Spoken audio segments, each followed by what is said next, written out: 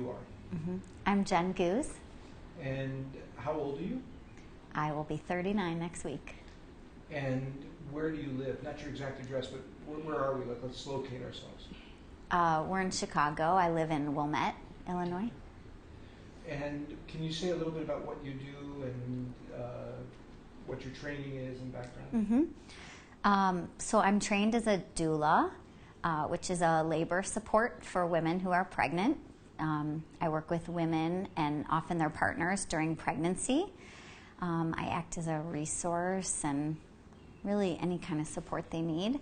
And sometimes I teach them childbirth ed, and I also attend deliveries.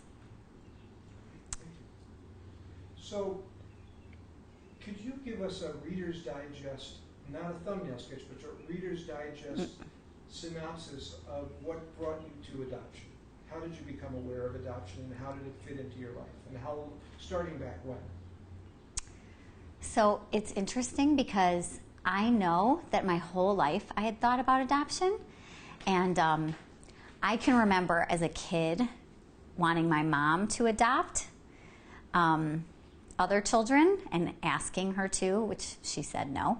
But and then when I was married, I couldn't wait to be a mom, and I got married pretty young, and I had my first son when I was just 26, and I knew I always wanted to adopt. So I had my first child at 26, and then I had my second child almost 3 years later. And at her birth, I had a beautiful, wonderful delivery, which is what I always wanted. And I had a doula there with me, which inspired me to become a doula soon after that. But after she was born, 20 minutes later, I had a lot of complications, and I ended up waking up a day and a half later in the ICU. And I remember hearing my husband and my cousin crying, and I opened my eyes, and they took the tube out, and the first thing I said was, "I can't have any more babies." And both of them looked at me and said, "No, you can't." And so I looked at my husband and I said, "We're adopting." And he said, "Okay, whatever you want." And I had just, I had almost died. My heart and lungs shut down. I had an emergency hysterectomy to save my life. I had to go through many transfusions. It was a traumatic experience. I had 2 healthy children, thank God. But we got out of the hospital, and soon after we started thinking about adoption. And people around us were talking to us about surrogacy because I had my ovaries. And my husband kept saying, let's look into this, because it would be a biological child for both of us. And I specifically remember my mother-in-law saying, you know, with adoption, you just don't know what you're going to get. And already with 2 kids, I knew enough about my own son, especially at that time, to know you don't know what you're going to get with your own child that you make. And I had friends, many friends with kids who it wasn't easy to be a parent of any child, and that was something that was really offensive to me, actually. And we looked into it kind of to humor her, and I felt no need to go through this crazy process just to create another human being that came from my eggs. And so we started the process of adoption, and I have always believed that things happen for a reason. And we heard of different agencies, but I knew you, Richard, through a yoga class. And when I found FRC, the philosophy really was really, really powerful to me, and Adam. It was so personal, and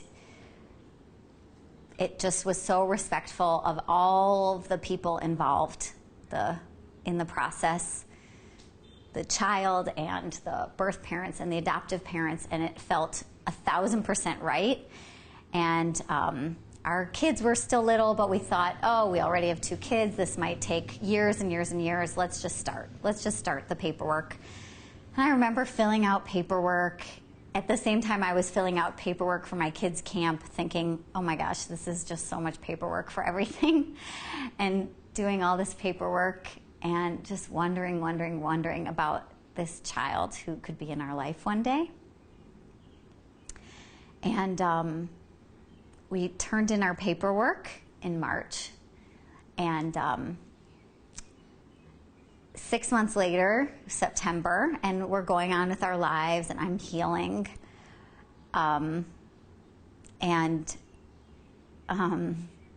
Now Sean is almost 5, and Talia is a little bit over 2. And we've been talking to our kids about adoption because we wanted them to be ready at any time that something could happen. And my sister-in-law was getting married, and of course we were standing up in the wedding with our children, and so it was going to be this very big, busy weekend. And I kept thinking to myself, a baby could come anytime after this wedding. And the wedding was like Saturday, Sunday, Monday, and I woke up Tuesday morning, and I got a phone call. And it was FRC telling me that a birth mom had chosen us. So, and she was somewhere in her 9th month, and she knew it was a girl, and she had already placed 1 child for adoption, and she wanted to talk to us. So I talked to her I called Adam at work, and he said, okay, talk to her, and I talked to her on the phone that night, and then we talked every night. And then we flew out to meet her and her other children 2 weeks later. And we fell in love. My girlfriends called her my high school boyfriend because I would wait at night for the phone to ring for her to call. And we talked every night. And we were both parenting. She was already raising 3 kids, and I was raising 2. And we just talked and talked every night about everything. And they always told us with the adoption process that you keep a curtain on your heart until the papers are signed. And I was trying very hard to do that, but I really believed that this was going to happen.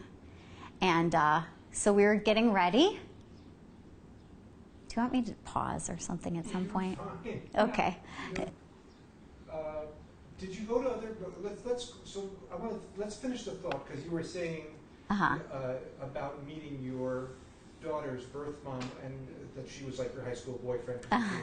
So you could go back to that, but I want to find out later. I have an ancillary question, but let's finish up that part. So where was she? You said you flew to. Oh yeah, in New York. Yeah. Okay.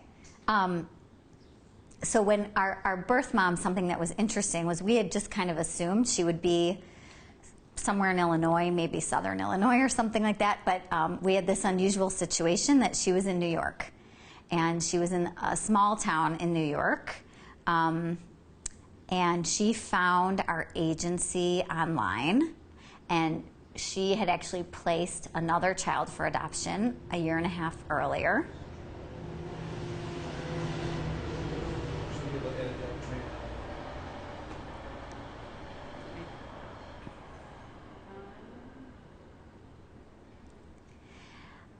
You were saying So, you placed another child a 1.5 years ago. Right. You could start that sentence. Okay. So our birth mom had placed another child for adoption a 1.5 years earlier, and she had worked with our adoption agency in some regard then. So she already knew our agency, and she wanted to work with them again. And so she found us, even though we were in another state, and we flew out to meet her on this one weekend. We flew out with our caseworker, and it was just wild. And spent the weekend with her and her kids. And it's this little tiny town where there's nothing but a Walmart and a Perkins and a Friendly's. And it rained the whole time. And it was wonderful. It was wonderful. And then we flew home, and we were waiting to hear that a baby was going to come. And so we started getting ready, and one of the things we did that somebody had suggested was we were just really worried about the other kids, our other children. And I've told other people this when they're waiting for an adoptive child. We started recording ourselves reading children's books. And so we had like 20 books recorded, so that if we had to leave, our parents who were going to be watching our kids could have those for our children at night, so that we could read them stories before bed. So we had that ready for our kids. And we were packing everything up, and it was the Jewish holidays, and we were at my in-laws with 50 people on Rosh Hashanah. And I heard the phone ring all the way upstairs, and I ran up to get it, and it was our birth mom saying, "Nothing's happened, but I think it's going to." And I came downstairs, and I looked at Adam, and I said, "I'm getting on a plane." And he said, "What are you talking about?" I said, "The baby's coming. We need to go." So we left, and we flew to New York that night, and we got in at midnight, and it was Oktoberfest, and everybody goes to these little towns for Oktoberfest, and we're in the line for this rental car. There's 20 people in line, and the person at the front of the line, I heard them say, "What do you mean there are no cars left?" And I'm in the back of the line, and I said, "We're adopting a baby, we need a car." And everybody said, "Give them a car, give them a car." And so they gave us a car, and I drove 3 hours down these little streets in the middle of the night, and we got there at 3 in the morning, and we checked into the Hampton Inn, and we woke up, and we called our birth mom, and it's raining, raining, raining, and she said, "I'm doing okay." And we said, "Can we take you out to breakfast?" So we took her out to breakfast, and we had this long breakfast at Perkins, and we dropped her off at her apartment at noon, and we thought, oh, we'll just go back to the hotel and sleep. And 10 minutes later, she called, her water broke. So we were there for the whole birth, the whole labor, and I watched our daughter be born, and the birth mom and I named her together, and her middle name is Rain because it didn't stop raining. It rained. It was a whole summer of drought, and then it rained when we visited, and it rained the whole weekend she was born. And since then, it has rained for every important event in her life, her baby naming, her first birthday. When we converted her to Judaism, it rained. Every important event in her life, it's rained. And her birth mom's name is Autumn, and it was an autumn rain. And it was, I always tell people I love all my children so much every day that it hurts every part of me. But I look at her, and for a second, sometimes when she's asleep, I think, could she have not been mine? But she couldn't have not been mine. I know that she was supposed to be mine. And she's ours, and she's ours. I'm just thankful for her, and I'm thankful for Autumn.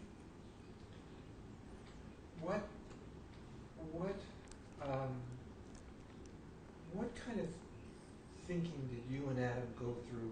Was there an evolution in your thinking about understanding what adoption was? Did you enter already having a vision of what adoption was like? Or did the start transform or metamorphosize into something else? So if any of that fits for you, if you start with something like, in the beginning, the way we looked at it was this, and what happened, and you can use that hand telephone. When we started to look at adoption, we both felt comfortable with adoption, but we didn't, I don't think we really knew what to expect. One of the great things about FRC. What? Or it was this and now it's that. Is that for waiting for something? Yeah, but I'm good. So I guess there's a new meaning of how adoption creates a family. We have, I don't really have a word for it. It's not a blended family, but you know, I have 2 children that I gave birth to and one who we adopted.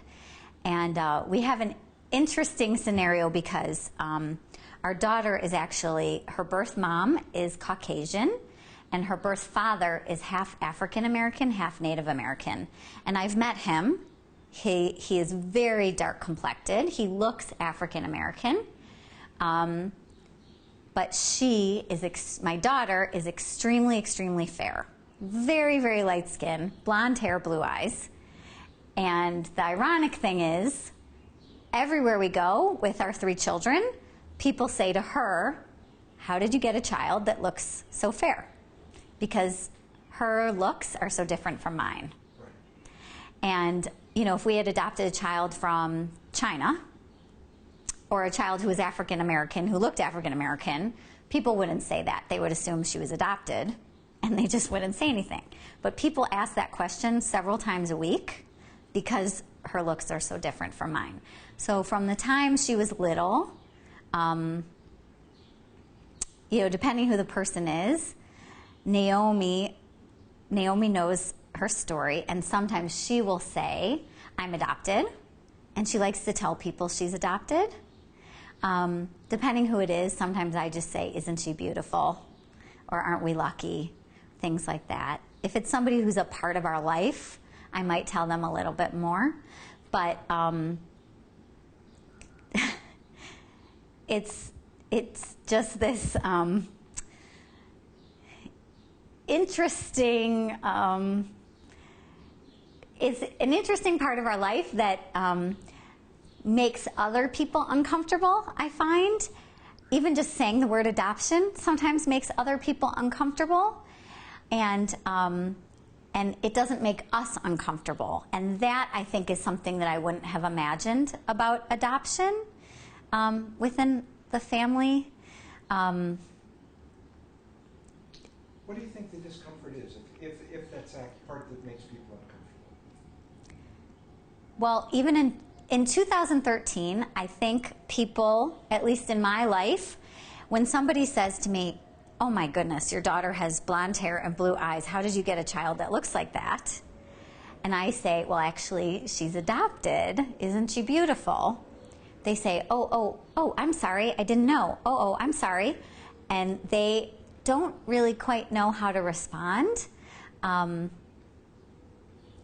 And people, I think, have discomfort with the unknown, if they should ask more about your story, is it related to infertility, just all these pieces of adoption that could be sensitive. And we have always been so open about all the different parts of our story that to me, our story is really beautiful. I think Autumn's story is really beautiful. The more I work with birth mothers, who they are and their stories are all really brave and powerful and beautiful. And the more I work with women in general who give birth, they are all brave and powerful and beautiful. And I wish in America, in our culture, people talked about all this a little bit more. And people are kind of shut down and scared and don't like to talk about things that make them cringe or are uncomfortable. Okay. You doing okay? Yeah. Good. Okay. So my daughter Naomi is 7.5, and we started talking to her about in simpler terms when she was younger, just that telling her story a bit from the time she was little. We have photo albums from the time we visited Autumn to her birth to coming home and everybody being at the airport, and just ways of telling her story, and of course all the wonderful picture books we have about adoption and things like that. To, as she's gotten older, she likes before bed to ask more questions about her story, and she definitely understands her story more fully now.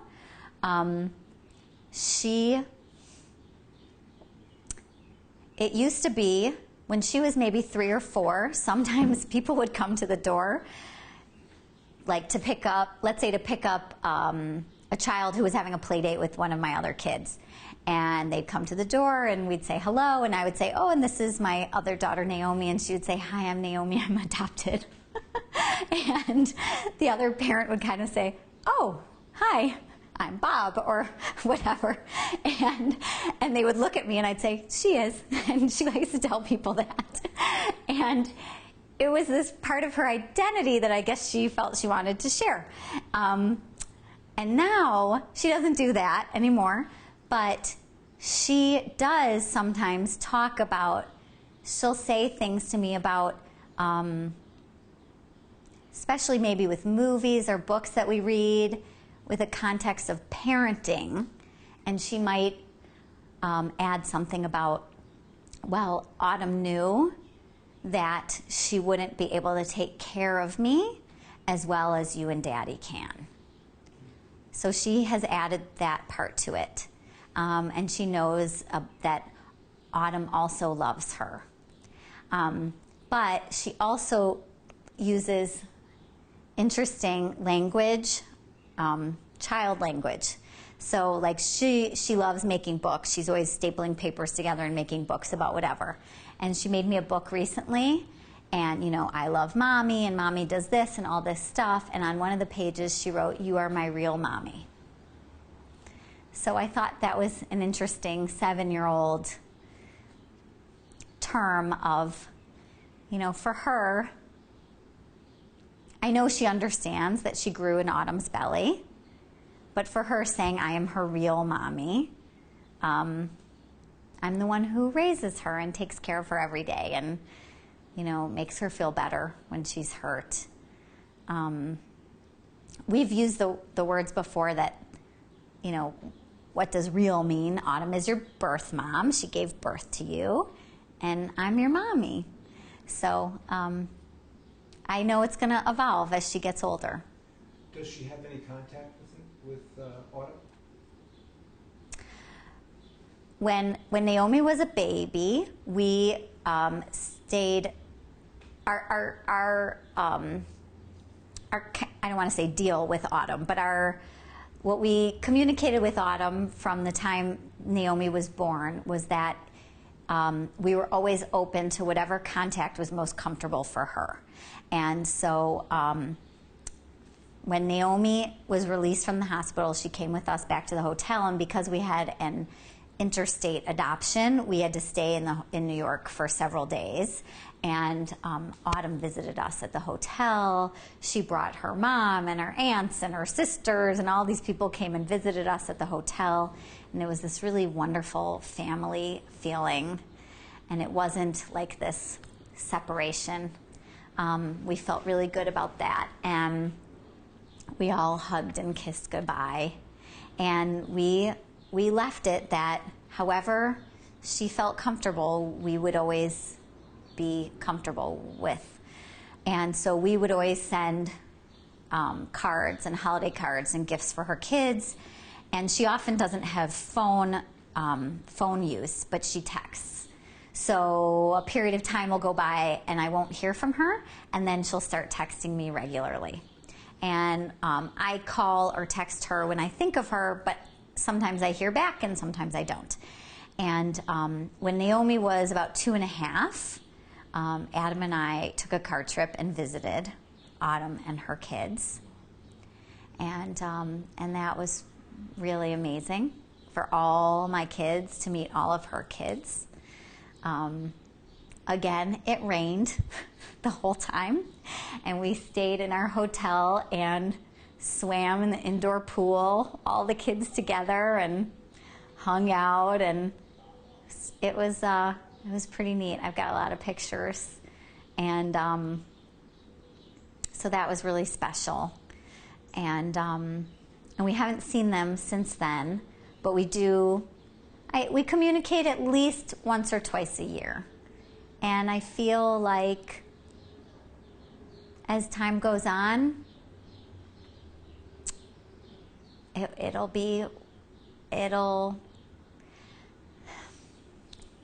kind of leave that in Autumn's hands, but I also know that she's given us this gift that Naomi and her siblings will be able to be in contact with each other as they get older. Also, the brother who is placed with the other family, I'm in contact with them as well. They live in Colorado, and so we're friends on Facebook. So, you said earlier that this changed your. How do you are these people who are outside your immediate family network? Are they a part of your family network, or do you look at them? How do you conceptualize them? Like Naomi's brother in Colorado, and his family, and Autumn's family, and the grandma and grandpa, and the brothers and the sisters out there. Who are they to you? So maybe you could talk a little bit about that. You have this core family unit, which is started with you and Adam and your two families. But where do these people fit in, if they fit in at all? So adoption has definitely changed my definition of family, and I would absolutely say that all the members of Naomi's biological birth family are a part of my family and a part of Naomi's family, and we've always called them that. My other children, Talia and Sean, refer to Naomi's other siblings in New York and Colorado as Naomi's brothers and sisters, and they'll say, well, they're like our brothers and sisters too, right? And we say yes. And I don't think it has to be so black and white. Just as I've explained to my kids how some of my closest friends to me are family, this is the same thing. And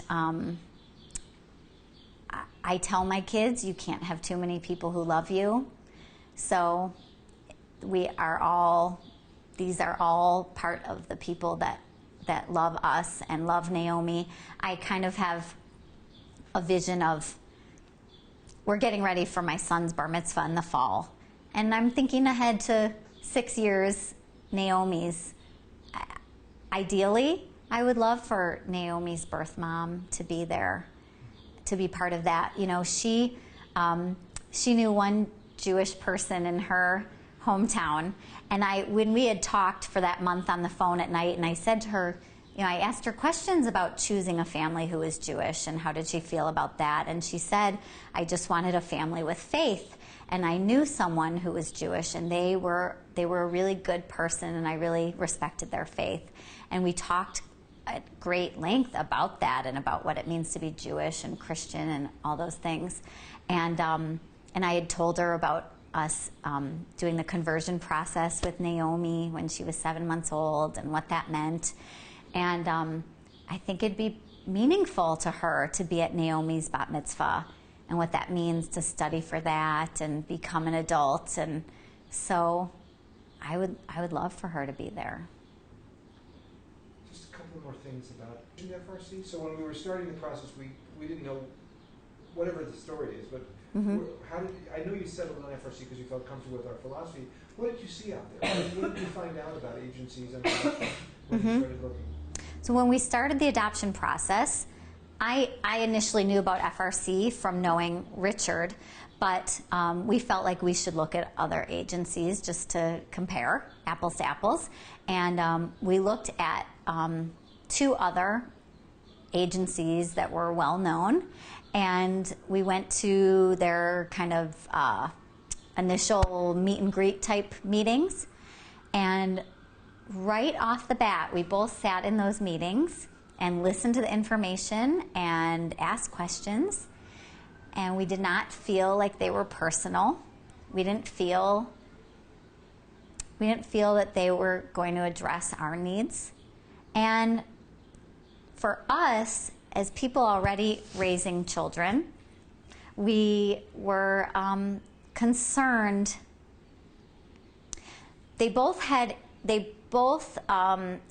of those agencies had issues with people if they were using fertility or pursuing other methods at the same time. You had to stop everything.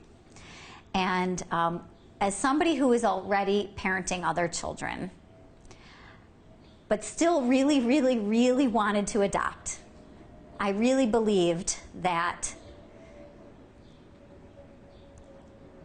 it wasn't like, one baby belongs here and one baby belongs here and one baby belongs here. I felt that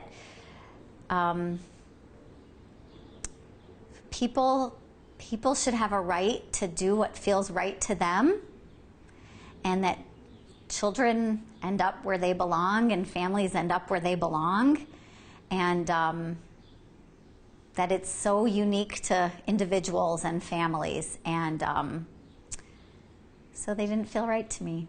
And Adam agreed, and that was why we ended up with FRC. I know what the second question was. You have an unusual relationship. You push back from the community of your friends and your kinship network around you doing this thing, which for many people would be way out there on the normal bell curve. Like, what kind of comments did you get about the process you were engaged in, if you got any at all? What were people around you saying about the degree of contact you were having? So when we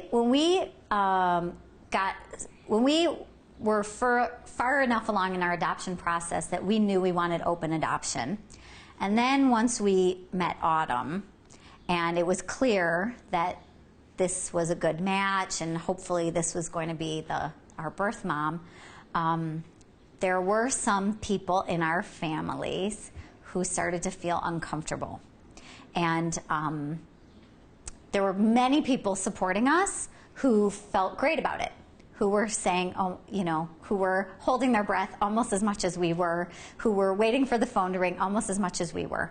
But there were a few people in our inner circles who were saying to us, "You don't know. She might come back. She might change her mind. She might want this child back in many years. You're going to need good lawyers. How can you be sure what she's done during her pregnancy?" There was a lot of kind of suspicion and things like that. And again,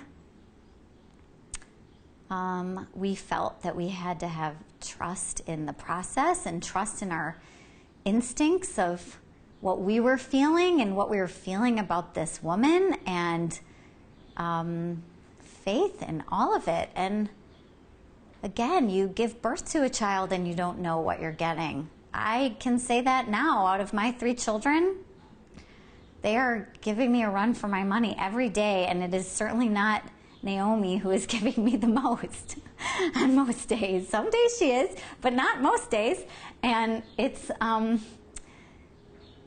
so we just listen to ourselves. Great. I would propose we take a 90-second stretch break. The first topic really is, what was happening, what was in your thinking that let you know that you really wanted more than 2 children? So after my daughter was born, and I had and I had that birth,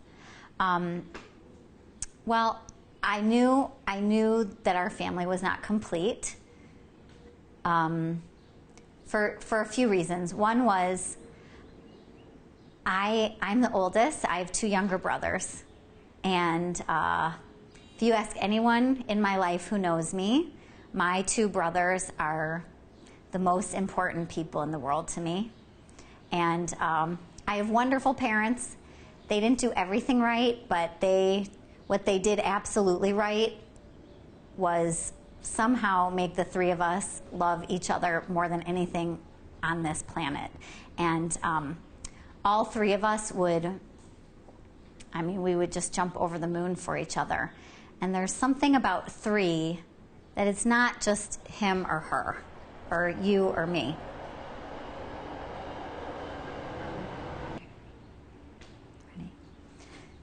There's something about three that it's not just you or me, him or her. There's always someone else. And sometimes three is very difficult. It's odd man out. But for my brothers and I, growing up, we went through these life experiences together, and these are the only people that grew up with the same parents and the same crazy car trips and the same house and all this chaos together, the people with the same experiences as you. And you can't trade that for anything. And they're everything to me. So I definitely knew I wanted a third, but I also knew I wanted to adopt because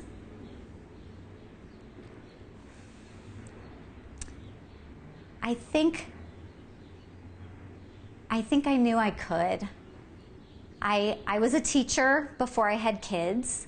I've always been drawn to children and childbirth and family and how families work, and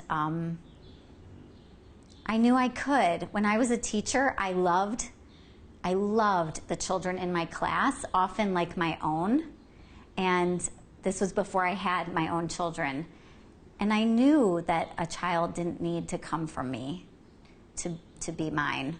And I knew that there would be families, women who would have very powerful reasons for not being able, and that I could do it. So the answer is really, well, like cats and dogs and think, Mm-hmm. I want an only child because I had a neighbor who was only good. So for you, it was a very personal, it was a translation of a personal experience. And then you're saying that you've always felt that you could love another child. You know what I think the answer is, Alicia? I don't think the answer is a concrete answer. I think No. it's compound. It's not concrete. It's really idiosyncratic to gender. Uh-huh. So, some people were born to adopt.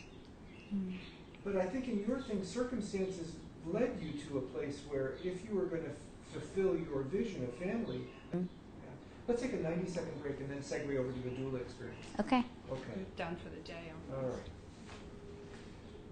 So, So, red wine.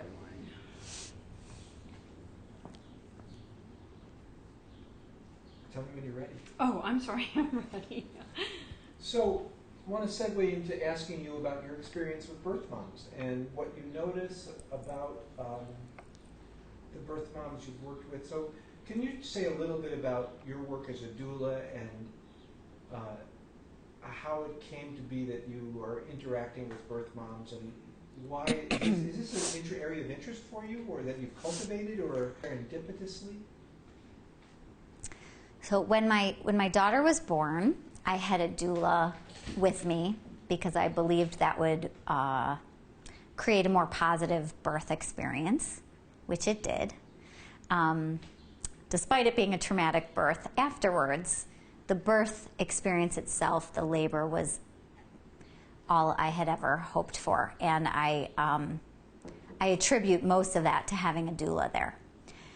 So after we adopted Naomi, when she was about 6 or 7 months old, I felt I was ready to start doing a little bit of part-time work, and I was really feeling a calling to be at births.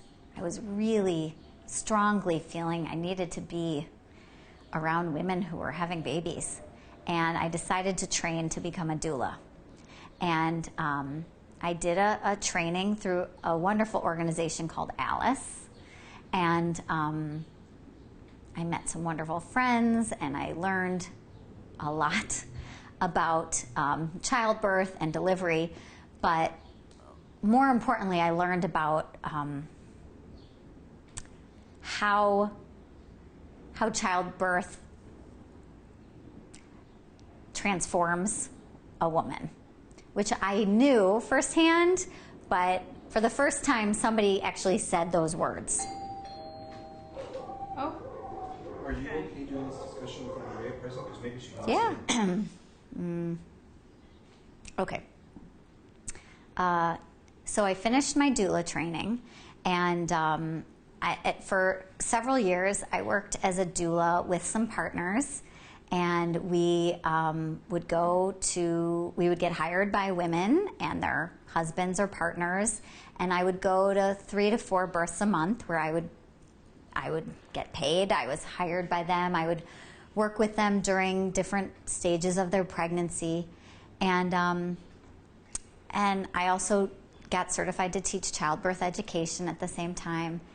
And at some point during this process, I started to think about adoption, and I was doing some things with FRC, going to FRC events, and I was thinking about how birth moms. I was teaching childbirth ed in small groups and in classes, and then sometimes women were hiring me, especially if they were on bed rest, or if they were uncomfortable being in a classroom setting with other couples. They were hiring me to come to their home and do private classes. And I started to think about how women who are pregnant and might be considering adoption might not be comfortable taking a class about childbirth ed in a hospital or with other people. And also, I approached Richard at FRC, and we talked about how the birth parent counselors, I know sometimes they attended births, and if they had any training, kind of doula type training or with pregnancy and childbirth. So it started that I worked with them, and I kind of did a mini doula training with them. And so they had a little more background in childbirth ed, pregnancy and childbirth. And then it got started that whenever a pregnant woman came to FRC, especially if she was pregnant with her first baby, if she was interested in learning about childbirth ed, and she didn't want to take a class at a hospital, one of the birth parent counselors would call me, and I would teach her, either at FRC or sometimes at her home. So, because you see them late in their term, you see them soon. Like, what are some of the currents that you see going through? What do you see going on with the women? Like, is there a range of experience from something to something else? Are there some? Do you have like some general observations that you're okay sharing? What I see working with pregnant women through FRC as a doula,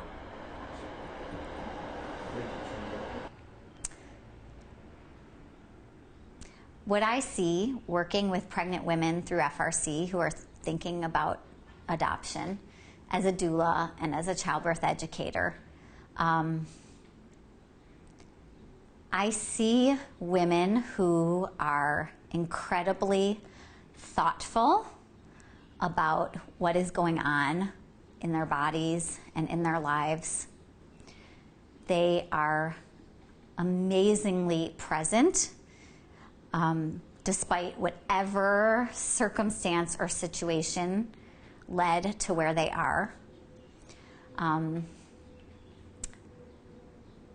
First of all, for me, when I think about what led me to become a doula and all these things, I in a million years don't want to go back to being a doula for other women.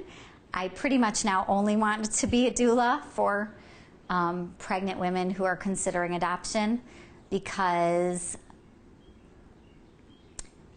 these women, well, first of all, what okay, so what I see with them is that I don't think people would understand is whether they wanted their pregnancy or not, whether it was planned or not, the amount of love they have for the child they're growing is immense. And the amount of consideration that they have to put into everything they do every day is really breathtaking. They have incredible courage, and sometimes they are supported by people, sometimes they're supported by no one, sometimes they're supported by one or two people, sometimes they're young, sometimes they're a little bit older. I've worked with women who are completely on their own, and I've worked with women who have an entire family supporting them. And it really doesn't matter, because in the end, they are the only one making the decision, and they have to really, really listen to what's inside them. And they are incredibly, incredibly strong and powerful. And the process of pregnancy and growing another human being is so transformative. And then they get to the delivery, and that is so transformative. They become another person on the other side, whether they decide to place the child for adoption or not. And I've worked with women who have done both. They really become another person. What are some of the challenges? Are there challenges the women you're working with going through, like family challenges, institutional challenges, personal challenges? What are some of those? And I hope you're okay sharing this. I am. Are you doing okay? I see birth moms going through a number of challenges. They walk around pregnant, first of all, and everywhere they go, people say to them, "When are you due? You know, are you excited? Is it a boy? Is it a girl?" And here they are thinking, "I don't know that I'm going to be raising this child." Or, you know, if I do, how am I going to raise this child? Or who is going to help take care of us? Or how will I have enough money? Or et cetera, et cetera, et cetera. Or they decide to just not really go out in the world because of that. So you can't hide a 7, 8, 9-month belly often, and they have that. They're wearing it. That's a pretty obvious challenge right there, besides just what they're thinking about all the time, every day. Another challenge I see with them is really interesting. When I go with them to births, I watch how care providers treat them. So I watch how nurses and doctors and midwives treat them in the hospitals. And I watch how doctors and nurses and midwives treat all women in labor and delivery. And that goes from the lady behind the desk at triage to the person who brings and takes out the food, because I believe all women giving birth deserve the utmost respect that anybody should be given. And in most hospitals, that's not often the case, not always the case. But especially a woman who is giving birth and considering adoption, she really deserves additional support. And there are times that I have seen, I can say their names in my head because I have seen a doctor and I have seen a midwife be so amazingly respectful and wonderful to a woman in labor who is about to place a baby for adoption, that it made all the difference in the world.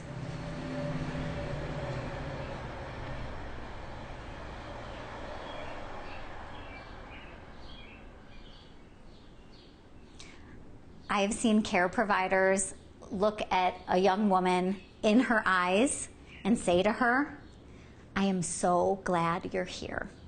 I am going to take really good care of you, and we're going to do this together. And through the whole process say, you are strong and you are powerful and you are doing everything right. And just support her, support her, support her. And I have seen nurses barely make eye contact because they don't approve of what's going on. And it's not their place. It's not their place to judge. And I've seen nurses make the call that after a woman gives birth, rather than moving her to a postpartum floor, they keep her on the floor with the nursery, on the labor and delivery floor, essentially, but they move her to a fresh room so that she can be closer to that baby, so that if she decides she wants contact or she wants to hold the baby or be with the baby, that she can. Even though she's already said, I don't think I want to hold the baby, the nurse has said, I'm going to put you in this room just in case.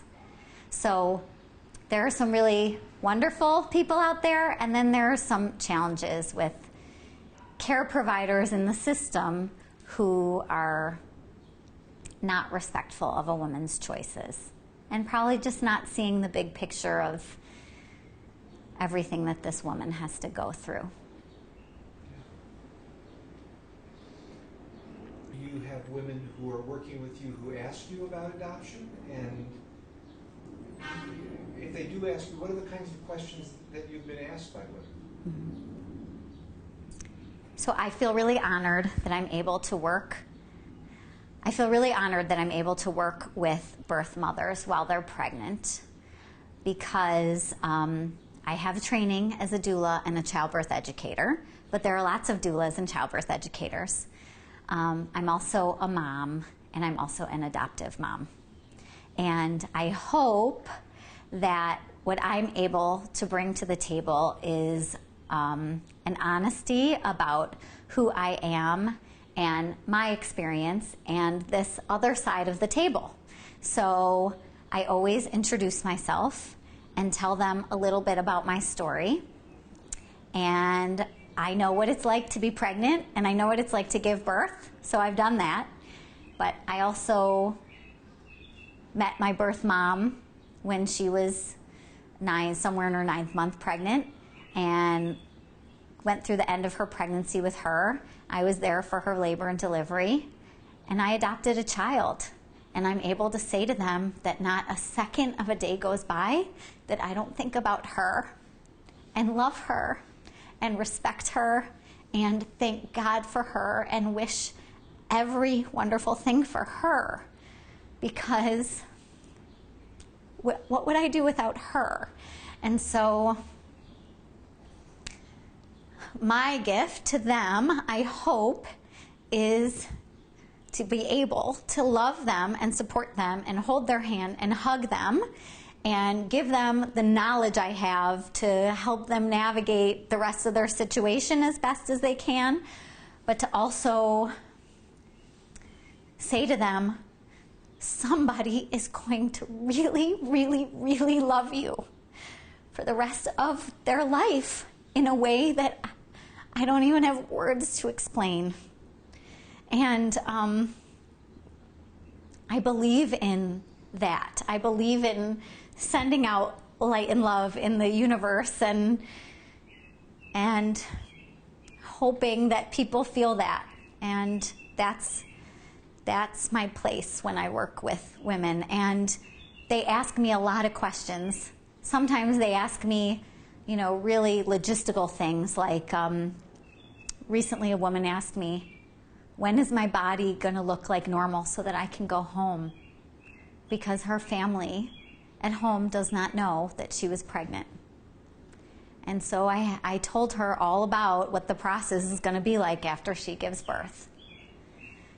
And sometimes they ask me what it's like to have contact between birth mom and adoptive mom afterwards, and is that awkward or uncomfortable? And and what that navigating that is like, and what it's like for me to talk to my adoptive daughter about her, and what kind of phrases we use, and how that's different for everyone. Now, you feel very positive about adoption, and you also, how do you convey your support for them deciding whatever they decide? So I've also worked with women who were pregnant, considering adoption, but unsure, and both through childbirth ed and then attending their labors, and they've decided not to place their child for adoption. And again, they've heard my story, but also I'm very careful through the whole process to always tell a woman that she knows somewhere inside her who she is and what's right for her. And it may not be speaking to her right now, but at some point she will know. And that she has to take things one day at a time and 1 minute at a time. And during labor, that is kind of our mantra: one contraction at a time, one breath at a time.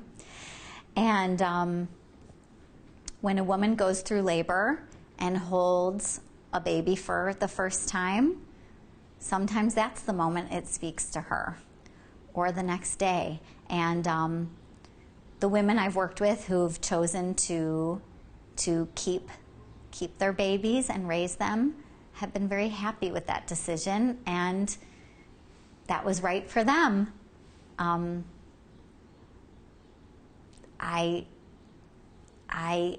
I try really hard to support them either way, because again, I've done both. I've given birth and raised children, and I've adopted. So I hope that comes through when I work with women. Thanks. Anything else you are? I'm G Gooze. And how old are you? I will be 39 next week. And where do you live? Not your exact address, but where are we? Let's locate ourselves. We're in Chicago. I live in Wilmette, Illinois. And can you say a little bit about what you do and what your training is and background? So I'm trained as a doula, which is a labor support for women who are pregnant. I work with women and often their partners during pregnancy. I act as a resource and really any kind of support they need.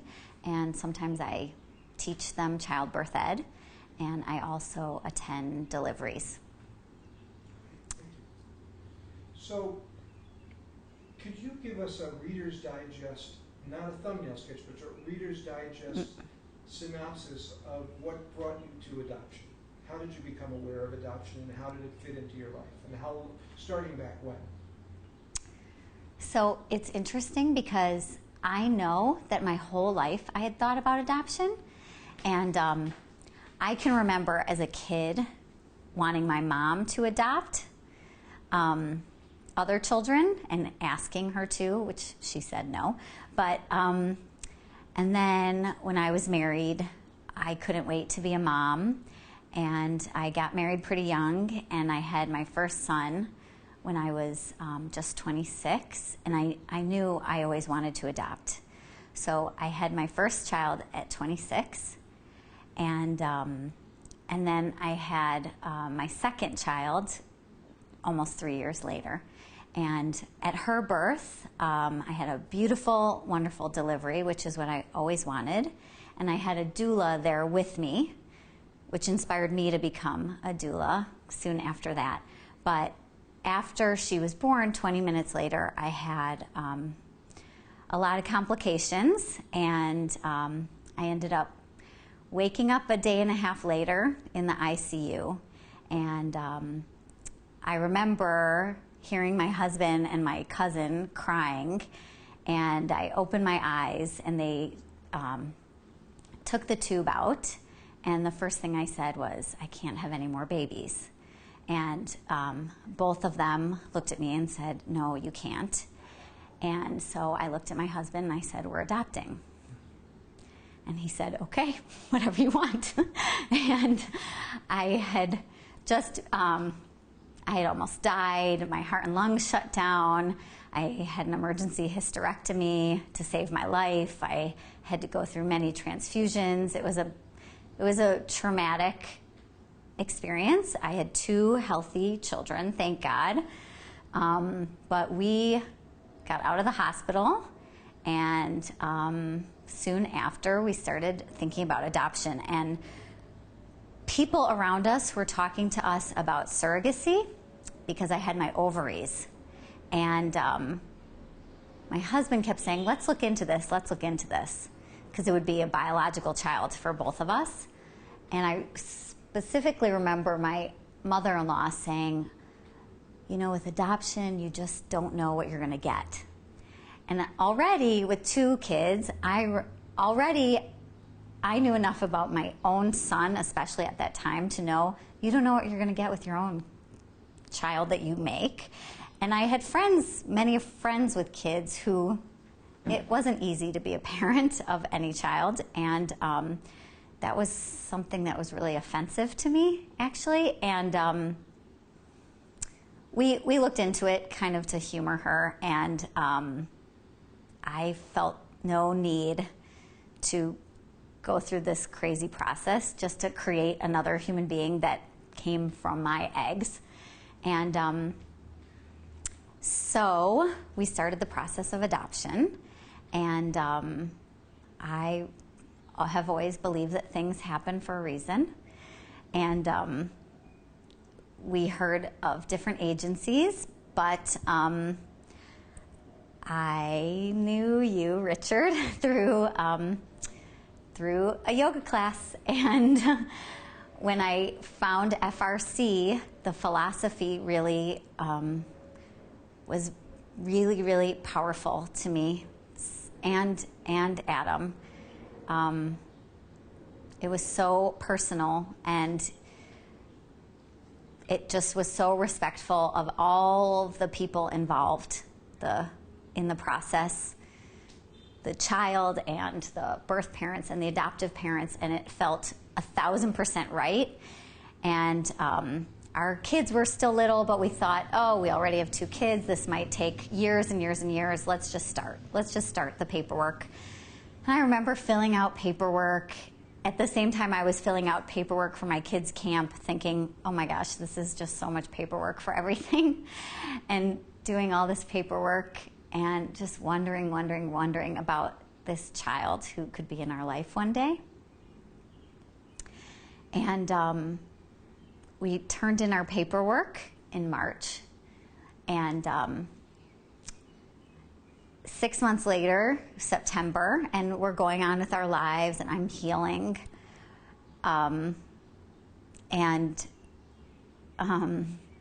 Now Sean is almost 5, and Talia is a little bit over 2.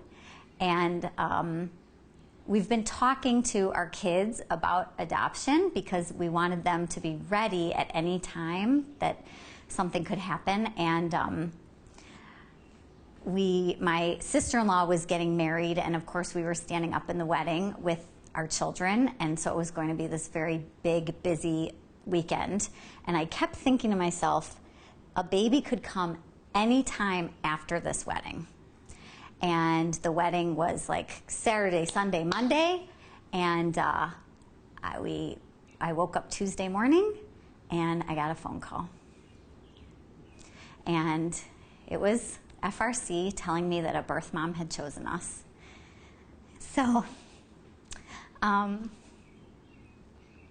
she was somewhere in her 9th month, and she knew it was a girl, and she had already placed 1 child for adoption, and she wanted to talk to us. So I talked to her I called Adam at work, and he said, okay, talk to her, and I talked to her on the phone that night, and then we talked every night. And then we flew out to meet her and her other children 2 weeks later. And we fell in love. My girlfriends called her my high school boyfriend because I would wait at night for the phone to ring for her to call. And we talked every night. and we were both parenting. She was already raising 3 kids, and I was raising 2, and we just talked and talked every night about everything. And they always told us with the adoption process that you keep a curtain on your heart until the papers are signed. And I was trying very hard to do that, but I really believed that this was going to happen. And so we were getting ready. Do you want me to pause or something at some point? Fine. Okay.